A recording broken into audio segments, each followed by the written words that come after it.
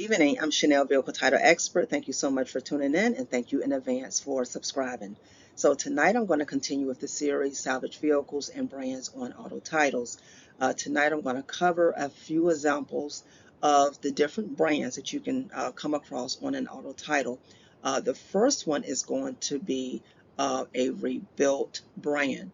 So if you see a rebuilt brand, basically what happens is the vehicle was salvaged, repairs were done, the necessary examinations or inspections were done as well per DMV. DMV has their review, and if all goes well, the vehicle is now roadworthy and it is taken out of a salvage status. Okay. The second brand you may see is Reconstructed. During this type of brand, the vehicle in question was also salvaged, but more repairs or extensive repairs in this case were made for the vehicle, and a lot of times alterations were done as well. So upon DMV review, DMV deems the vehicle as roadworthy if all goes well, and the vehicle in this case is also taken out of a salvage status. Okay. And third, this type of brand, lemon brands or manufacturer buyback brand, is one that a lot of you may not have heard of before. But in this type of example, a vehicle is deemed lemon if it has gone through the dealership and try to get the necessary repair or repairs done for the same problem that has occurred over a certain amount of time, maybe 12 months, 18 months, 24 months. Okay. And lemon laws a lot of times apply to brand new vehicles. Sometimes it can be used vehicles as well, depending on your state, but a lot of times it applies to brand new vehicles. So, as an example, a customer may have a new vehicle, and let's say there's something wrong with the engine of the vehicle. So the customer has taken that vehicle in, let's say 6 times within a 12-month period.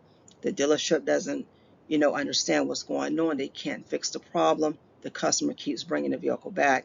There's nothing else they can do during that time frame. So the customer reaches out to the manufacturer. The manufacturer will buy back that vehicle from the customer, pay them the fair price that they are due, or they will give the customer a vehicle that is in comparison to what they had. Okay. On the back end of things, the manufacturer will take the title that the customer gave them or the dealership gave them, and they will take it to the DMV with the applicable paperwork, and the DMV will now rebrand that vehicle or brand that vehicle as a lemon or a manufacturer buyback type of vehicle. So when the manufacturer sells that vehicle to the next buyer, that buyer will get that brand on that title. Okay. And lastly, a junk brand. If you see a junk brand on your title, essentially that brand junk means the vehicle is for parts only. Okay. It is not a roadworthy vehicle. There might be a few stipulations depending on your state. Again, depending on your state, but a lot of times a junk brand is for parts only. Even if you repair the vehicle, it's not going to be roadworthy. Okay, so check out your state to get more insight in the event you come across a junk brand on your title. Now, I do want to say, even though I gave you these examples of the brands you may see, there are some of you out there who may have a title that does not have any brands at all, but the vehicle could still have issues. It still could be a salvage vehicle.